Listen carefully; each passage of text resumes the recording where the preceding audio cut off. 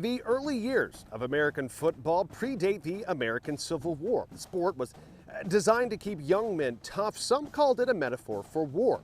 In fact, this artist's sketch from Harper's Weekly in 1861 depicts the Maryland Infantry Regiment in Winchester, Virginia, playing the early version of American football. Even the first recorded football game, Rutgers at Princeton in 1869, looks more like a rugby match than the American football that we know today. So the question is, when and why did it change? American football as we know it today has roots that come all the way back to the Crow Reservation. Yes, that is correct. The sport millions around the world celebrate each and every week has direct ties to the Crow Reservation right here in Montana, more specifically to a young man named Frank Shively. So his father, Samuel Shively, his mother was Girl Sees the Wind off the reservation. Frank's father, Samuel, died the same year Frank was born, 1875, and of course, life on the reservation was not easy under the ever-watchful eye of the United States government. Frank attended school if and when at all possible, but the BIA was not convinced that a single mother on the reservation was responsible enough to take care of her own child. Because of the time period that he's born, he falls squarely into the federal government's Indian assimilation plans. And as such, is forcibly taken from his family, put on a train, and sent to Carlisle Indian School in Pennsylvania. It's about as far away from the Crow Reservation as you can get. Opened in 1879 in Pennsylvania, the Carlisle Indian Industrial School was the first government-run boarding school for Native Americans. Civil War veteran Lieutenant Colonel Richard Henry Pratt spearheaded the effort to create an off-reservation boarding school with the goal of forced assimilation. His common refrain was kill the Indian, save the man.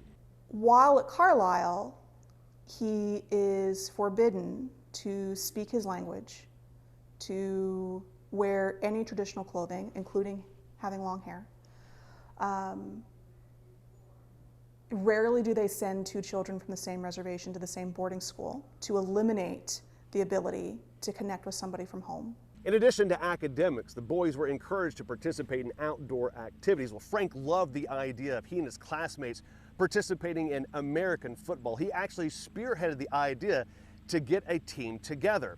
And as it turns out, they were really, really good at it. These high school boys, these teenage boys, were actually playing against the collegiate powerhouses of the day, and they were winning. Princeton, Harvard, Yale, Columbia, Georgetown's in there. While most plays during that time included the quarterback taking the snap and following his offensive line up the middle, the boys from Carlisle would toss the ball backwards to use a running back, and they would use their speed to run around defenders. Standard today, of course, but this was revolutionary at the time.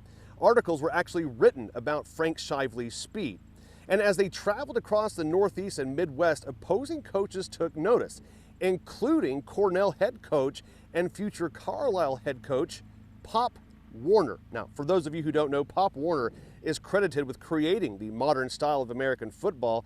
He would write about Frank and his Carlisle teammates in his memoir later, quote, "We didn't beat them, we just outscored them." Frank and his teammates at Carlisle are what sparks Pop Warner to start establishing these components that make American football what we recognize it today.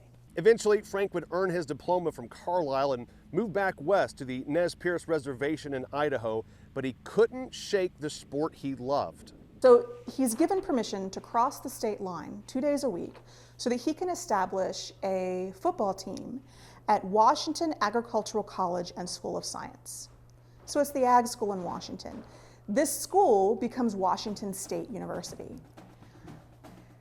And as a collegiate coach in 1898, really makes him what I strongly believe is the first collegiate coach of any sport of Native ancestry. Nationally, though, Frank isn't credited with this accomplishment.